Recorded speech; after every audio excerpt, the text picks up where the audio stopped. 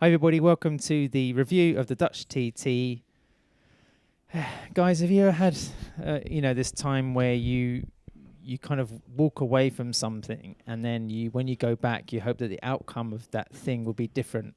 Because we're recording this podcast Sunday evening and I'm slightly distracted because England are playing terribly and losing to Slovakia and it's half time. What are they playing like? You would like to put them in there? And the bin. David's holding up a bin for our YouTube video. Of course, we like to make sure that we keep consistent. After having the recycling tumblers in Mugello, we've now got a very fine iron thing. Yeah, it's a waste bin. It's just a general waste bin. No recycling here. The only thing that we're recycling is England's hopes of bringing football home. Yeah, I want to get off the topic of football because thank goodness for that. It makes all sorts of emotions. Instead, yes, a big thanks to Renthal.com for backing our podcast, KTM as well, and Fly Racing. We'll talk a bit about them a little bit later in the podcast. And during the week, of course, it's been great fun for us to engage on Discord with all our Patreon subscribers. Thanks very much, guys. Send us messages and questions there during the weekend. We've been posting some photos. Dave, you even went to have a walk around the track and met Marcel, it was? Yes? Yeah, I met Marcel, one of our patrons who's also a marshal around here, and thanks him on behalf of all race fans because there is no racing without marshals. They're doing a fantastic job. And honestly, I think the marshals at Assen and Silverstone are probably the best in the world. They're just absolutely fantastic. They kept on wanting to see my pass for some reason, as if I was some kind of interloper. Now, how unusual in the Netherlands for a pass control. And how's your adventures been with parking and your motorcycle entry this year? The parking people got a talking to, and they were just waving me through like I was the king of the Netherlands. It was really quite remarkable. Thumbs up and wave me through. It was great. But you are the king of the Netherlands. I'm not even the king of my side of the bed in the Netherlands, in my house. So I'm not entirely sure about that one. Neil, it's been a bit of a swing of emotions and energy for you in this Grand Prix. I saw you a little bit jaded on the first day, but since then you've had a spring in your step. Yeah, I don't know. There's maybe some kind of sporting event that could be giving me great joy at this current time, but we'll not mention that. You cynical, horrible man. But yeah, no, it takes a little bit of time after a 3-week break to get back into the groove of things, right? And I must say I was a little pessimistic coming into today's action, thinking we were maybe going to have a bit of a bore fest with the MotoGP race. But in the end, it actually turned into be quite interesting. I mean, obviously we had a very clear winner, very clear rider in second, but the fight for third was interesting. There was a bit of drama as well after the race finished. Can you stop getting all professional? We've been talking about Dave's passes and bins and football, and then suddenly you've launched straight into analysis of the Grand Prix. I mean, what do people want from this podcast? I mean, more bin talk. No, but seriously, moving on, Neil. What's your grade then? Considering the comments you just made, out of 10, thoughts on what would you award this particular Grand Prix, round 8 of the season?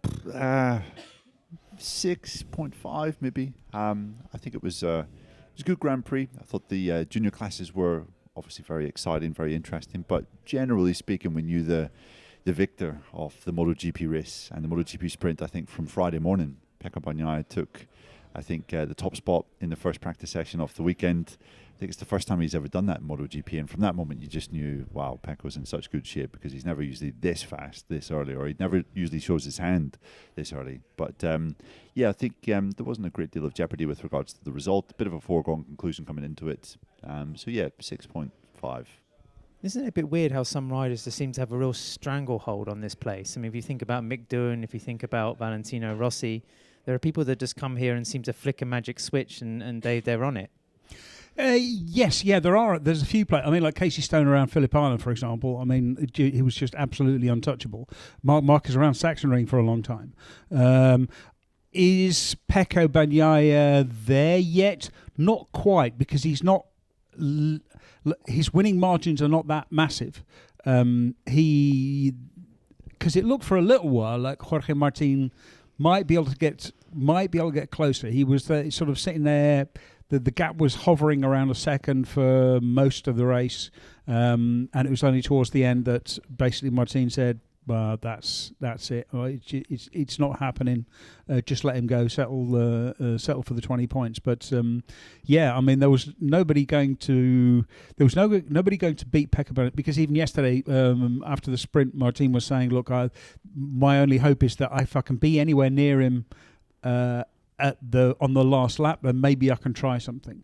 But that just didn't happen. I think our friend and colleague Matt Burt on the World TV feed said something like, this is the 5th race in a row that Ducati have locked out the podium. Is that right? Or maybe I misheard him, but it sounds pretty... I mean, it was the same podium... Since Jerez. Yeah. It's been Ducatis on the podium, all Ducati podiums in the Sunday race. And, you know, this is the second Grand Prix in succession we've had the same 3 riders on the podium. You know, a different order, I think. Bastianini, of course, was runner-up in Mugello. This time he was in 3rd. And we'll talk about sort of this sort of Ducati reign of dominance at the moment, but it's a 3rd win in a row for Bagnaia, right? And you know, second double in a row. Yes, I mean now down to 10 points in the championship, but we're getting ahead of ourselves slightly. Dave, your grade for the Grand Prix? Neil said a 6.5, which I thought was maybe a bit stingy. Goodness me, it's difficult. I'm going to be a little bit more generous. I'm going to give it a 7. But that's mostly because of Moto3. Because God, I don't believe it. I'm going to clip that. Moto3 was good, right? I mean, Moto3 was it was good, interesting. It was a proper interesting race. Things happened. MotoGP was honestly, yesterday the sprint race was fairly tedious. Today was not a great race. There was some interesting stuff happening for in the battle for 3rd, but it was more weird than fascinating, if you see what I mean. So I'm going to give it. I didn't get to see the Moto2 race because I was too busy. Talking to the Netherlands rising star Colin Veijer, who was on the podium, and his manager as well. So that was very interesting. So yeah, I can't say much about that, but I genuinely enjoyed the Moto3 race. No, I think it's your fault. You've created this Moto3 monster. And I think it's Pirelli's fault, because the Pirellis have made the racing a lot more interesting. I liked how you arrived exactly 10 minutes before the race started as well. I mean, it was impeccably timed. And also, the advantage of coming in that late is most of the traffic had dissipated, so I could just roll in. It took me about 3 minutes longer than normal than if the... You're on a motorcycle. Traffic doesn't exist. It does when there's only one lane, and there's it's difficult to actually sort of filter between one lane of traffic. It is quite tight, I suppose. I'm being a bit more generous on my grade. I'm going to go an 8.5. I knew the race would feel long. I knew it would feel much more strategic, and I honestly think that's also a consequence of the sprints and how they've kind of changed the perception of MotoGP a little bit, and that double dose we get of action over a weekend. And just the rush, the soft tyres, everything that's so hectic about a Saturday means that Sunday feels much more drawn out, particularly when we have the current situations with the new Michelins and the way certain manufacturers and riders are able to use them, or they're getting frustrated by them, or the way that the pace can sometimes fluctuate outside of the 3 main podium runners. Or you could say that Pecco Bagnaia is stinking the race up by just getting out in front and not them being impossible to pass. I'll have a little of what you're smoking, Ed. Yeah? You don't agree? Oh, right, okay. This is a shake of the head there for people listening. Pecco Bagnaia, the whole Ducati technical crew, whatever they've done on that particular number 1 race bike has been magical, you know. So, but we'll talk a bit about his dominance in a moment. The reason I gave an 8.5, it was packed. Apparently, it was the largest Assen crowd since 1995, just 110,000, I think, today on Sunday alone. So a big crowd. Dave, you said it was like 48,000 on Saturday. You thought that was a bit low? Yeah, I was expecting there to be a bit more on Saturday, because at other racetracks, it's been quite... other racetracks, the Saturday crowds have been much bigger. You know, they've been sort of like 70,000. But still, I mean, it was still sort of a decent crowd yesterday. It was hot. Maybe people went to the beach. Yeah, maybe that's that wouldn't surprise me, especially because we had a lot of rain recently. But like Sunday was fantastic. It was, I think it's the biggest crowd they've almost ever had, 108 and a bit thousand, I think. So they were not capacity is 110, so they were not far off capacity. Moments of the weekend then, Neil, your pick. Well, there wasn't I mean, there was not a great deal of action in the MotoGP race. Moto2 was quite interesting, but I'm going to have to go with Moto3. It was the race of the day, I think, hands down. And sorry, Dave, but I'm going to have to go for the last lap, last corner, well, last chicane for Moto3 because it was Colin Vire just got so close to a famous victory. It would have been the first Dutch victory on home soil since 1989. And he started, I think, the penultimate lap with 0.8 of a second advantage. But clearly, Ivan Artola just had a better late race pace than him. And starting the last lap, it was clear that, Artola's kind of half the deficit. And just by the last chicane had managed to catch him, and Vire did everything right. He kind of defended well into the last chicane, but just sort of left the outside line completely open. And seeing that happen was dramatic and surprising, also a bit disappointing because it would have been fantastic to see how the fans would have reacted to a home victory here. But yeah, it was a classic, I think, Moto3 encounter. Maybe for the wrong reasons for the Dutch fans, but it was pretty dramatic. You can't deny that. Yeah, and well, I mean, your moment goes straight into my moment because my moment was really the cause of your moment. On Saturday, my moment of the weekend was Colin Vire's massive high side. Wow. It was big during qualifying. Got himself spat off at the GT chicane. It was funny. We asked him on Saturday evening, are you hurt? And he said, no, fine, no injuries. And then after the race, he admitted, actually, I've got he's got grazes and bumps all over him because he was in sort of quite a lot of discomfort when he came into the press conference. But he basically said all the way through, in the opening laps of the race, he was a little bit ginger through that chicane. And that was why he lost a little bit of ground early on. So he had to push. Once he actually got a lead, he tried to push to get a gap. And when Ortola came past, he thought, you know what, 20 points are good enough. He let him go. He did try to push a little bit, but again, he was thinking about that high side. But I mean, that high side, I happened to be standing in front of the Colin Vire stand when that happened, and people were really sort of quite surprised. There was a gasp. There was definitely a collective gasp. But he just sort of like sat there and thought because he almost had it in the bag, and it was only right at the end that was it Yamanaka and Forasato and Forasato, yeah, Piqueras and Forasato, yeah, who sort of got ahead of him. So, but yeah, I mean, it was a shame Vire did use up his tyres, and that was why how Ortola managed to catch him, but it was very much a case of maybe if he hadn't had that high side, he might have tried a little bit harder to defend, but he was thinking about the championship rather than victory. But first Dutch podium since '94, so all right, that's not so bad. 30 years. Well, Dave, yesterday you said to me you thought that was a good thing. I mean, obviously a crash is not a good thing to happen to a rider, but you thought it was. We agreed as a bit of a reality check to Colin, who had been flying, right? I mean, that was a case of like, here's your limit, mate. Yeah, exactly. And also what it does is it gives you a reality check. It makes you more realistic about what's possible. It would have been much easier if he hadn't had that high side in qualifying. I think it would have been much easier for him to get, even though he's not very excitable, but, it better to make that mistake in qualifying than in the race. My moment was just the shenanigans we saw in the fight during the MotoGP race. I mean, first it was Marc Marquez pointing the way through for Fabio Di Antonio. And then we had, I think it was Digia the same, who actually checked up. And for a moment, it wasn't quite clear what was going on. We even thought maybe there was some rain falling and, Digia wanted to slow up or something like that. But then it became quite clear that it was a tyre issue, which you think seems a bit insane now, really, that you want to see the position or, you have to play to those dynamics of a race.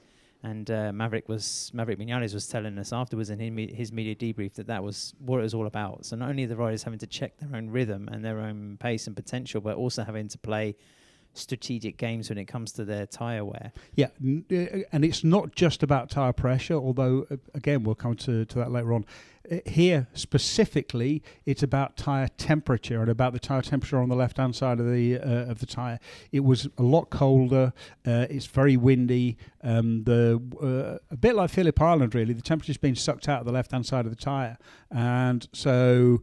they could see on their dash, they'd have a warning that the tyre temperature was getting too low. They'd feel the grip drop, and once the grip drops, it gets really difficult to throw it into those really fast left-handers. Places like the Ruskenhoek or Ramshoek, those really fast lefts, and so you need it to be the tyre temperature should be a bit higher. So you want to be a little bit further.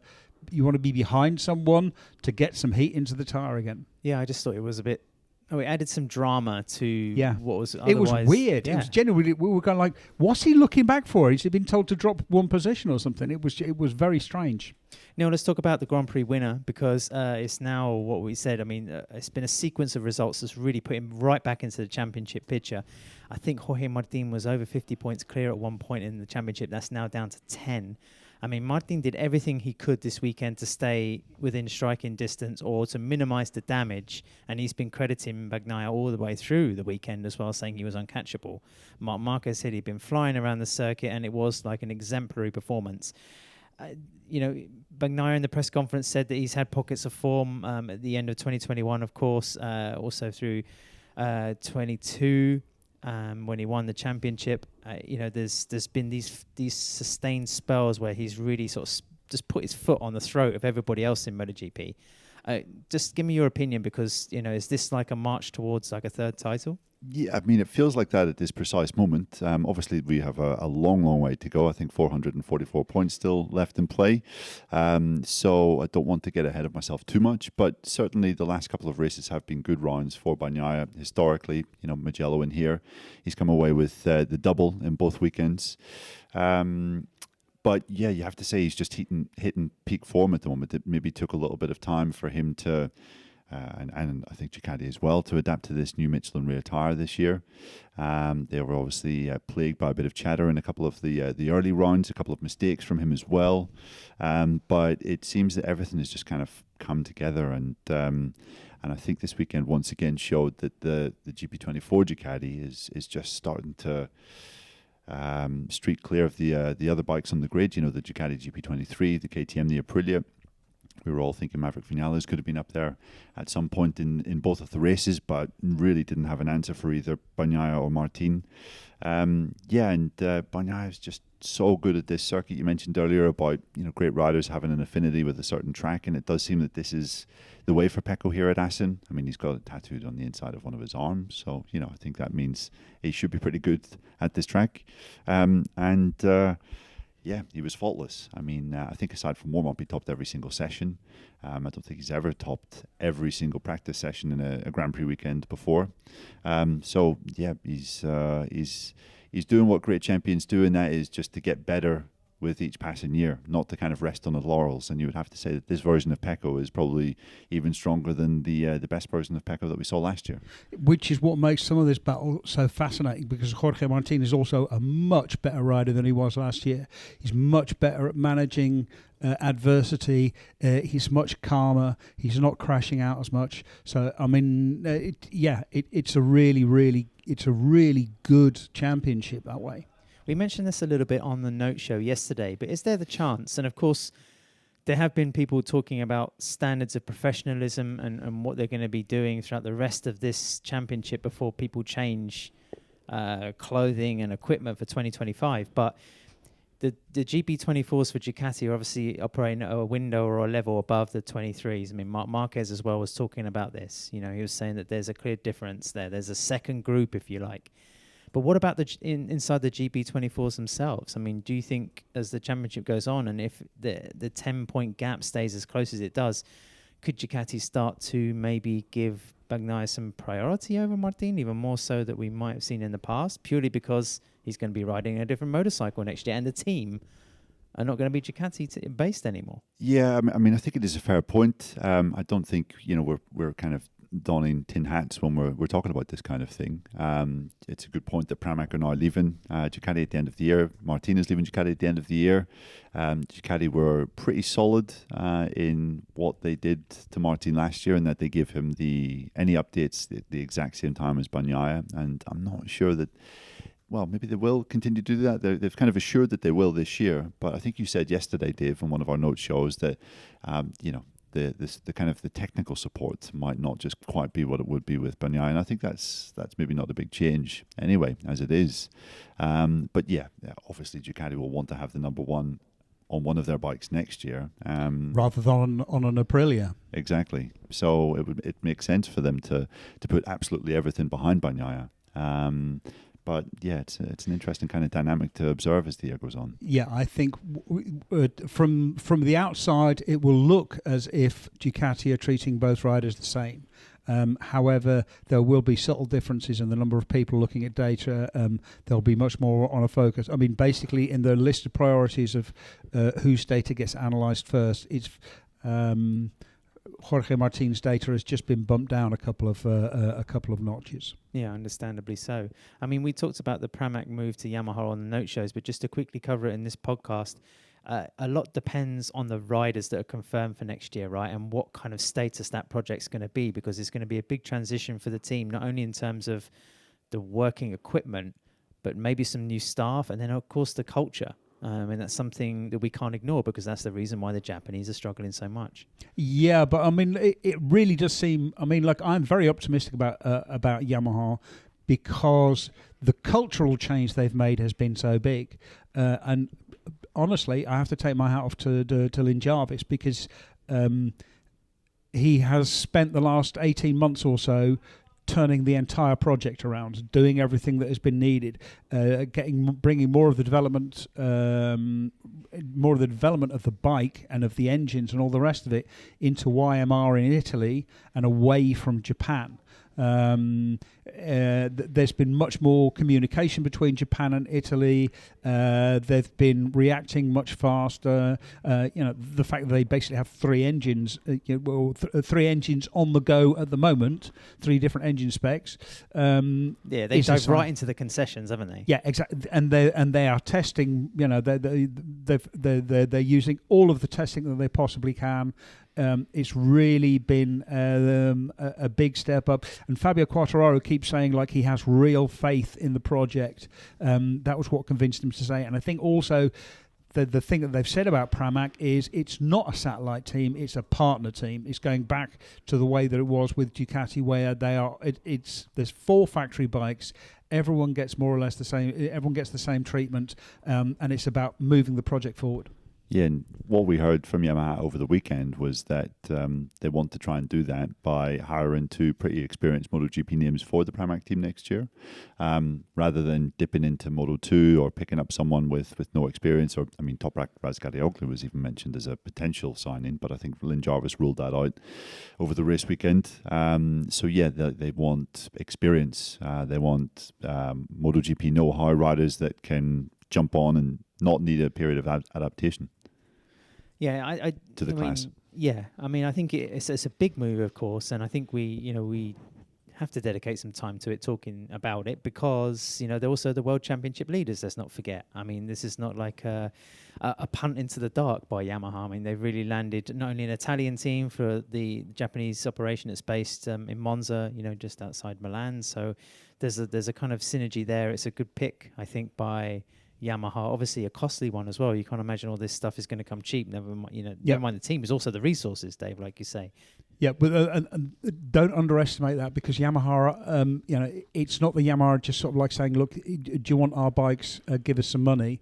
They're subsidising the team. They'll be paying the riders. They'll be providing a lot of support. It's really a very different approach. Just to put you both on the spot before we move on to the next subject, what would the riders be? If we're recording this on Sunday night from Assen, there could be an announcement in the next couple of days. Who do you think Pramac or Yamaha should sign for those 2 roles? Do you want to go first, or shall I go first? Go on ahead. If it was me, I would think about Jack Miller for the fact that he's got so much experience on 3 different brands, 2 successful brands, and he's available, because that's the other thing. The other constraint is they have to be available. I would also, I think, look at Digia, because he's so fast. Well, I thought that day, but then in his debrief today, he was going overboard in his praise of the team and how they're working so well. He says he loves them, so it would be odd for them to suddenly come out with an announcement saying... I'm just saying this is what I would do. Oh, right, sorry, okay. But yeah, I mean, like, if it's not Digia, then it would be, then you'd think it would be someone like Miguel Oliveira. Or maybe even Joan Mir. Maybe Joan Mir is holding out for it, but you sort of feel the way that Joan Mir was talking, he was saying, look, I don't want to leave this project as a failure. I want to make it a success first. Yeah, I mean, I think those are the 3 names, some of the 3 names that are under consideration, and all of them have a lot of experience with regards to MotoGP machines, information from other manufacturers as well. I mean, Joan Mir, if he has that 2-year contract open from HRC on his phone, then you can imagine after this weekend his finger might be hovering near the bin button. It was another pretty miserable Grand Prix for the Spaniard. Yeah, exactly. I mean, he said it was interesting that he's got no new parts. They're waiting for new parts after the summer, probably at the Misano test. So he has just got to suffer through whatever the fate throws at him. But he's basically saying, like, I would rather try and crash than just ride around sort of at the back, because I mean Taka Nakagami is just riding around at the back and it's utterly miserable. So I don't know. I think a lot more will depend on the kind of updates that we see at Misano, the Misano test. Dave, you were talking about it a little bit earlier, but it does seem that Ducati just have got their heads around completely this Michelin tyre for 2024, haven't they? I mean, the chatter problem or the vibration problems they've had earlier in the season, they found some sort of magical cure. I mean, Bagnaia wouldn't talk about it publicly in the press conference. And if you look at other manufacturers, Neil, such as, KTM, Maverick has been, for Aprilia, very up and down as well. One race it works, one race it doesn't. In Catalunya, he had problems with the front and the rear. Whatever they've done, Dave, it's been a lock, and Bagnaia is profiting the most from it. Yeah, I mean, the thing about this new Michelin rear is that it's got a lot more grip. I was speaking to one crew chief, and he was complaining about Michelin bringing a tyre which was different and much better, because it's been a much bigger change than they actually expected, and because this thing has got this rear tyre has got a lot more grip, and we're seeing it with just in the times, 30 seconds faster than last year, and I think 20 seconds faster than the outright lap record of 2022, or maybe a little bit less. The outright, the race lap record nearly a second faster. The pole record nearly a second faster. It is just going so much faster. The Ducati are managing to exploit all of that grip, and where some of the other manufacturers are failing is then they're not able to use all of the potential of the tyre.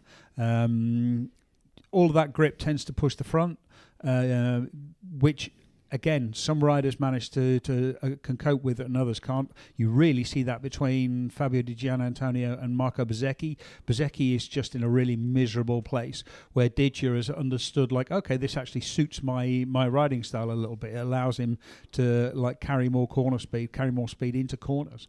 So yeah, it's a really tricky problem, and it's it's not a massive engineering problem. It's just you have to understand how to extract the performance from it, and that means getting the balance of the bike right, the geometry right, and being able to turn that grip into lap time.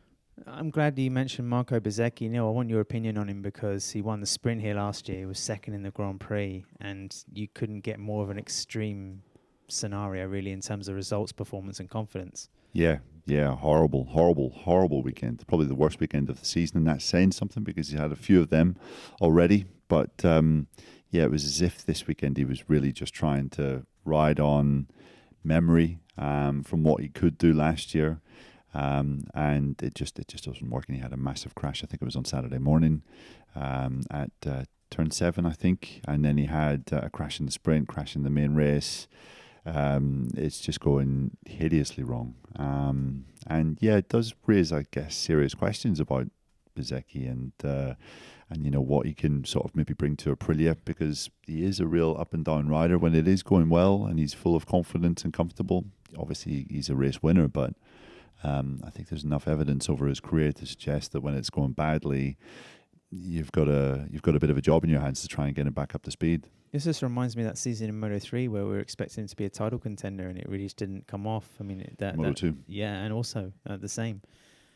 I think Bastianini was asked about the GP23 in the press conference. He said that I don't remember anything. He dismissed the comments. It's like, what GP23? So you can have some sympathy with Bezzecchi there because it's clearly a technical package that some riders cannot really solve. But, like you say, on the other hand, I think this does open up questions about him. And he's obviously having a crisis of confidence at the moment. And for what was one of the leading young lights of the series, it's dark times. I will say, for me, that looks like a bad sign for Aprilia, because if he's struggling to adapt to riding in a different way when the tyre changes, when he changes bikes, if that bike doesn't suit his riding style, like I think Digia would have been a better fit for the Aprilia than Bezzecchi, because it would have carried, that corner speed style would have suited Digia better. But his failure to adapt, I think, is going to be, to me, is worrying. If I was Massimo Rivola, I would be worried. Guys, if you have a street bike and you're after some accessories, whether that's handlebars, levers, foot pegs, whatever, then check out rental.com. That's where you can find some really quality stuff. Also, have a look on KTM.com. They have some amazing motorcycles. I'm still riding the 990 Duke. I hope to take it for a quick blast before I have to take it back before flying to Sachsenring this week. And I'm going to get a 1290, a Super Adventure. I've learned. I'm still a few details to work out, but I'm going to go to Austria on it, which seems like a sensible thing to do. You look particularly happy about that. I am, actually. I'm looking forward to it. And of course, it's 25 years of fly racing as well. So if you're after some apparel either for the street or off-road, then have a look at flyracing.com, because they've got loads of quality stuff at really good prices. Moving on, Marc Marquez, guys. I mean, the battle for third place, and it kind of drifted into the spat for fourth by the last lap because Bastianini had pushed his way through. It was dramatic, like I mentioned earlier, but then after the race, Marc Marquez was docked 5 positions, I think. He moved. Well, he was given a 16 second penalty, and he went from 6th to 10th, 5th, 4th to 10th. Goodness me. Yes, he went from 4th to 10th, which is a big drop. And he wasn't in any way, shape or form pleased about all of this. Well, he said it was justified. I mean, it's in the rules. Yeah, no. I mean, he said basically he understood it. He agreed that's what's in the rules. What pissed him off was the fact that the reason he lost the tire pressure, the reason he lost the heat, was because Bastianini bumped him wide at basically like turn 1, turn 2, as he was coming through, and he ran wide, lost a second, came back on, saw that the temperature in his front tire had dropped, and so didn't want to push through turn 6, through turn 15, through turn 12, all those places where you're loading or where you're relying on the left-hand side of your the front of the tyre. He waited for it to get back up to speed again, and by that time, that was the bit that killed him. That was the bit those were the 2 laps that cost him basically cost him the penalty. He felt. And again, this is something that actually, when we went to the Cressini launch, Neil, we were chatting with Frankie Carcetti, and it was something that he pointed out, that if you get punted wide, then that's it. Your race is pretty much over. This is something he really pointed out. So the problem, Marc's problem was being bumped wide by Bastianini rather than the tyre pressure rules per se. Yeah, I mean, you could see that Marc was pretty much on the limit with this thing from early in the race, because we saw him. We're not exactly sure what the thought process was going into them programming the front tire pressure, but he did mention what Dave said earlier, that obviously today there was a lot more cloud cover, wasn't quite as hot as yesterday, and they weren't quite exactly sure how the race was going to play out. So they'd obviously gone pretty low with the front tire pressure. Fairly early into the race, we saw Marc waving Di Giannantonio through quite subtly. First we were sort of wondering what happened, but I think Simon Crafar nailed it pretty much on the live commentary, that obviously he can see on his dashboard if the front tyre pressure is critical, and he knew that he probably had to get that tyre pressure up a little bit and the temperature up a little bit. Can I just say, past. This was the bit that Alex Marquez was explaining, Didier was explaining. This is about tyre temperature. This is about keeping the left side of the tyre warm rather than tyre pressure, and it was being forced wide that caused the pressure to drop. Yeah. And you could see even, I think there was a moment, again at turn 9, when Di Giannantonio seemed to make a mistake. Marc was just behind him, and Marc pretty much sat up and almost slowed down, allowing Maverick to pass both of them because he didn't want to go into a place with clean air. So, you could definitely see that this was within his thinking. And his speed towards the end of the race was actually really strong, because after the Bastianini punt, he did manage to bridge that gap up to, I think it was Maverick ahead, pretty quickly. And Bastianini as well, but yeah, I think that came out about 2 hours after the race finished. Maybe that's something that we need to work on a little bit, because having the race results changed that long afterwards, I think, isn't maybe a great look for the championship. Marc but has explained that, Neil. He said it's because all the data had to be analysed, and because it was such Yeah, I mean, exactly. Basically, it was the debate. It was the debate with race direction, with the stewards, and pointing out. And I would not be enormously surprised if there is some kind of change made where there's a separate margin given if someone is punted wide through no fault of their own. Again, there's always going to be a judgment call involved in that. But this seems like a bit of an injustice, really. For as surprising as juicy it was during the race, I have to admit that the tyre thing kind of bores me, and it's just a shame that that the action is conditioned by this. And it's it was Ducati's fault. It was an element of MotoGP last year, but it hasn't really been something we've seen so much this season. No, well, there's a few reasons for that. First of all, the teams are more conservative about it. They've had a year's experience. They understand it better. Michelin made a good concession in dropping the minimum pressure from, I think, 1.89 to 1.8, but then over a longer period of the race, it went up from, 50% of the race to like 60% of the race, I think, or something.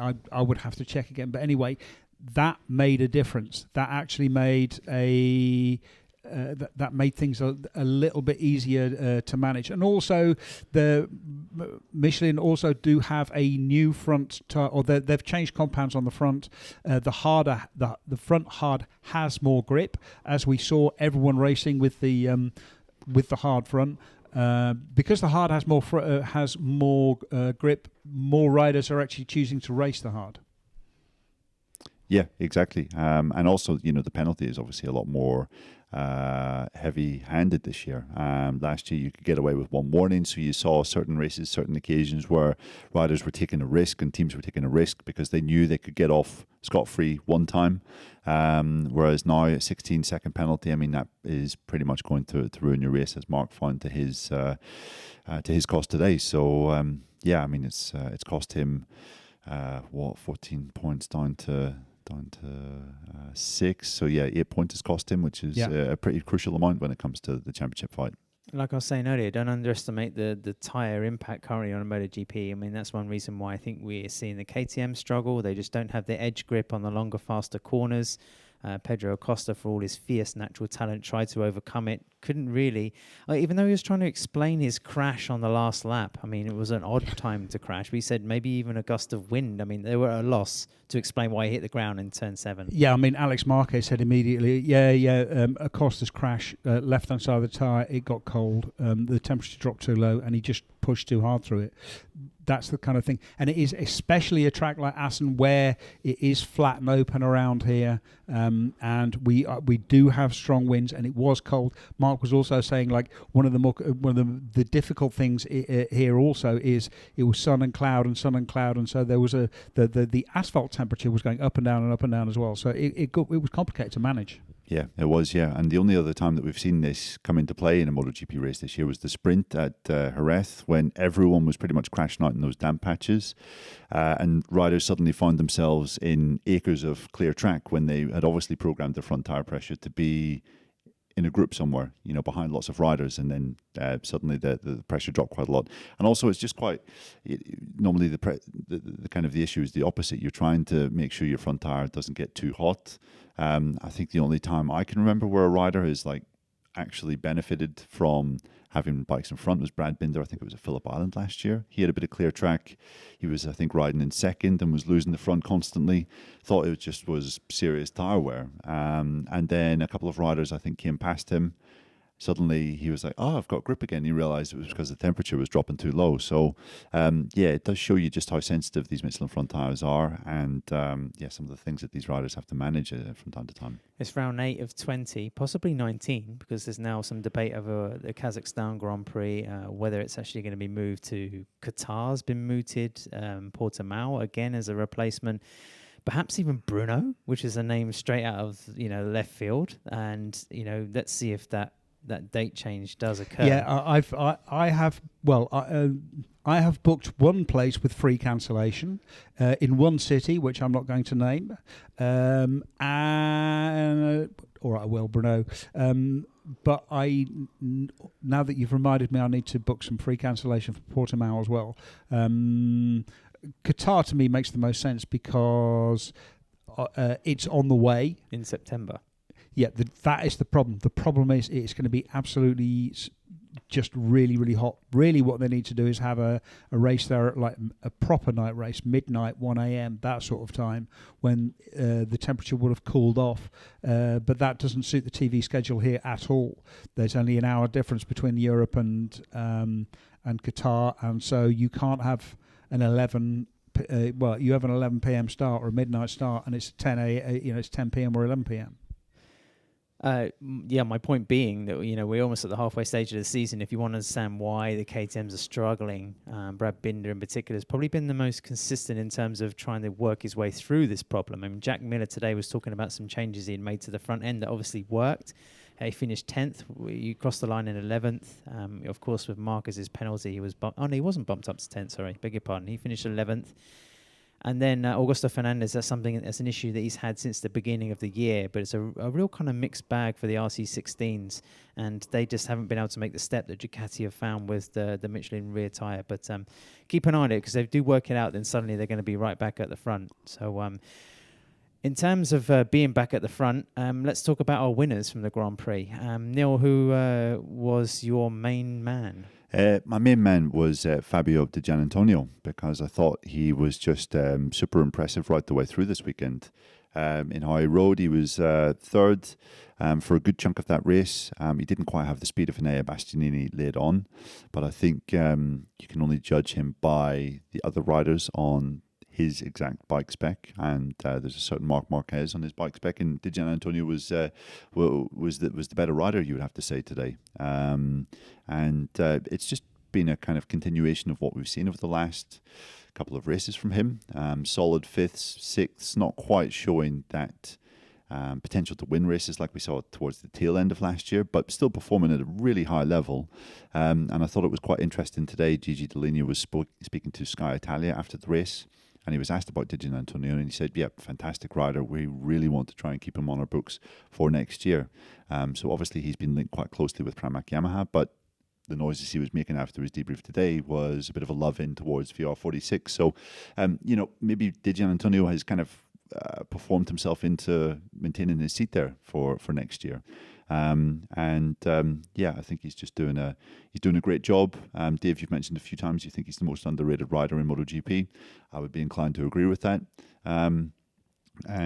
Sterling performance today, the first non-GP24 as well, which I think is an achievement in itself. Yeah, his stock is rising, certainly.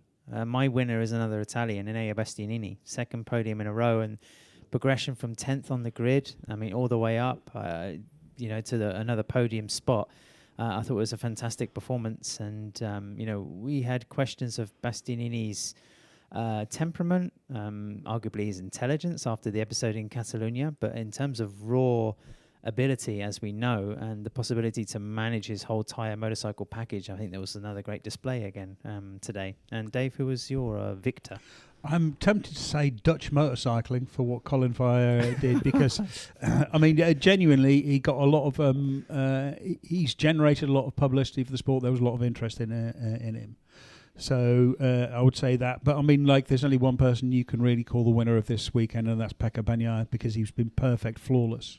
Yeah, I just think we should give a brief shout out to Jorge Martin, because yes, he was the second best rider, first loser, etc., etc. But from where he was on Friday to kind of really unhappy with the instability of his bike. He was inside the top 10, but he said he was quite lucky to be inside the top 10, felt miles away. You thought, wow, this could be a weekend where it all goes wrong. Like Mugello, he manages to turn around, coming away with 2 second places. I think is pretty impressive. On his bad day, he's coming away with 2 second places. Exactly, yeah. He did his championship. Despite coming second twice, he did his championship a lot of good by managing his bad days really well, which is where, to be fair, Bagnaia has been much worse. Where there are winners, there is also the England football team. So let's move on to our losers segment of the podcast with no great mirth. I'm going to go first. I'm just going to say Honda, HRC. Luca Marini ran off the track early on. Joan Mir had another crash, and I know the message recently out of Honda has been very much like, just wait. By September, we might have something that will show some signs of progress or some change. But can it get any worse, Dave? Well, no. It's going to be like they're bouncing along the bottom at the moment. I think things are going to get better, but where I see in Yamaha, what you see is organisation. They've got a plan. What you see at HRC is they just seem to be throwing absolutely everything and anything at it. So it doesn't feel at all structured. It doesn't feel like a structured approach. However, they have the resources. They can fix it. It's just that I don't think it's going to be fixed anything time. But I think the HRC riders would just settle for some progress. Neil, your loser? My loser, well, I'm going to have a quick brief mention of Fermin Aldeguer, who seems to continue to find ways to lose Moto 2 races in 2024. This was another case in point when he had the speed for victory, but he managed to completely faff it up, and he faffed it up in a way in which he faffed it up at this track last year, in which he faffed it up at Barcelona 2 races ago, in which he was faffing it up even as early on Friday. The warning signs were there that he could not keep it within track limits, yet he still managed to exceed them on more than 5 occasions to get that long lap penalty. So yeah, Aldeguer, I think a bit frustrating to watch at the moment, not quite delivering in the manner we expected. But I'm also going to have to say Marc Marquez, just because I thought it was a pretty scrappy weekend. But also I'm going to have to say Marc Marquez, just because I thought it was a disappointing weekend. He's had a great record here in the past, last few years excluded. And it just didn't really quite come to pass. He had a scrappy crash out of the podium fight in the sprint, a little bit unlike him. And obviously the issues with the front tire pressure, which wasn't necessarily his fault.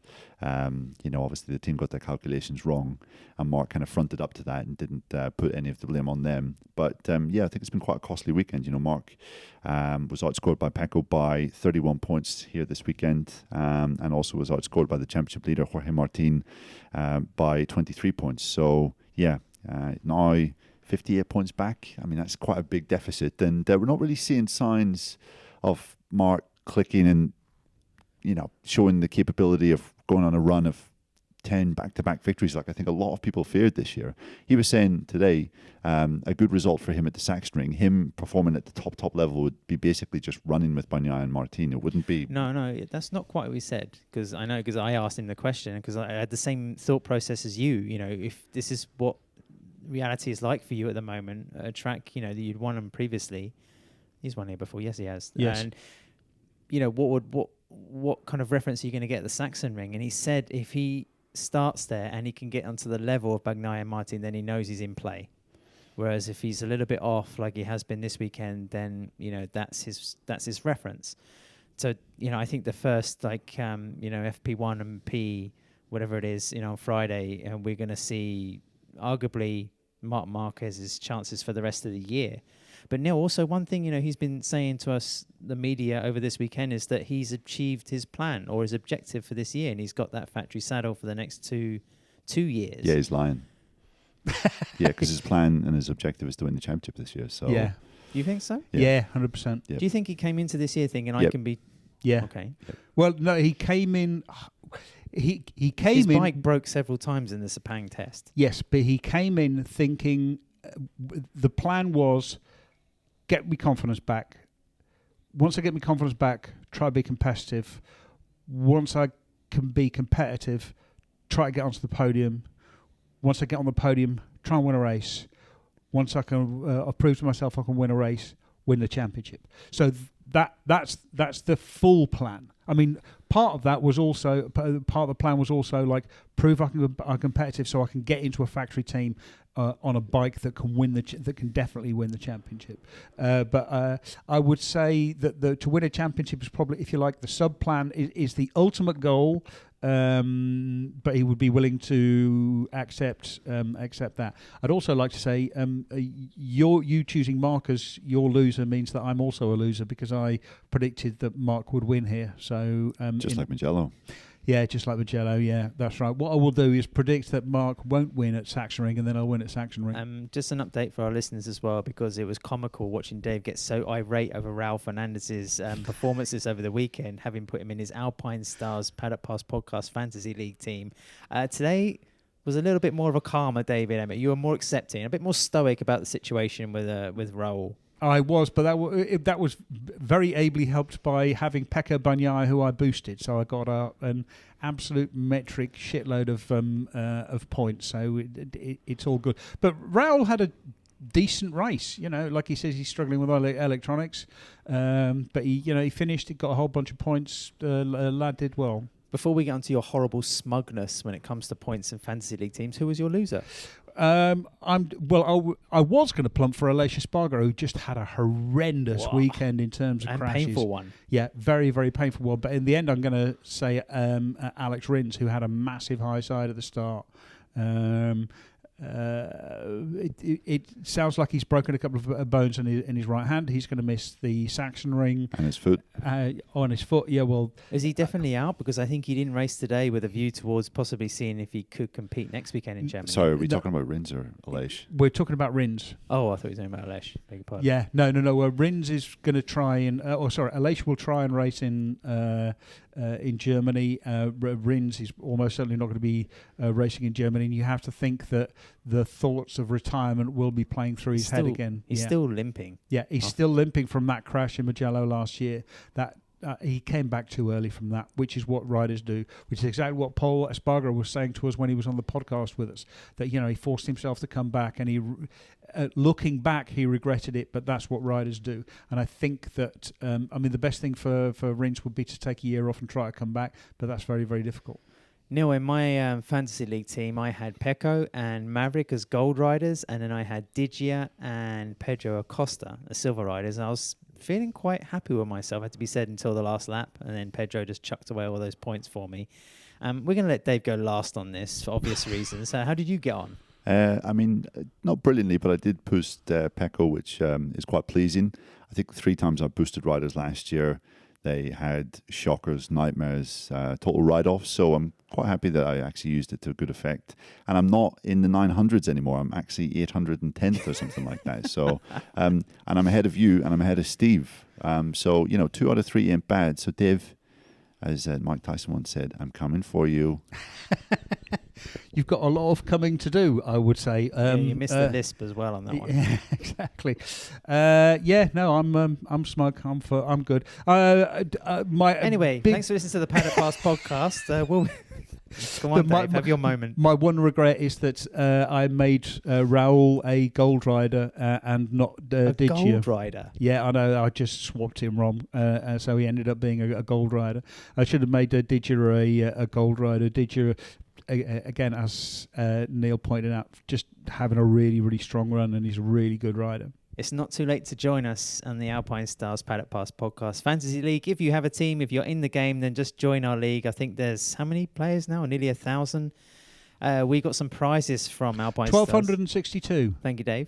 We got some prizes from Alpine Stars for the winner at the end of the year. It'll be a nice gift pack. And, as we mentioned, that we're backed by the guys from Asolo. So they have some fantastic products and some decent casual wear as well if you want to go and have a look at alpinestars.com. Can I just also brag that I'm 21st in the Netherlands official list league as well. So you just Mr. Orange this weekend. It's heartening to see.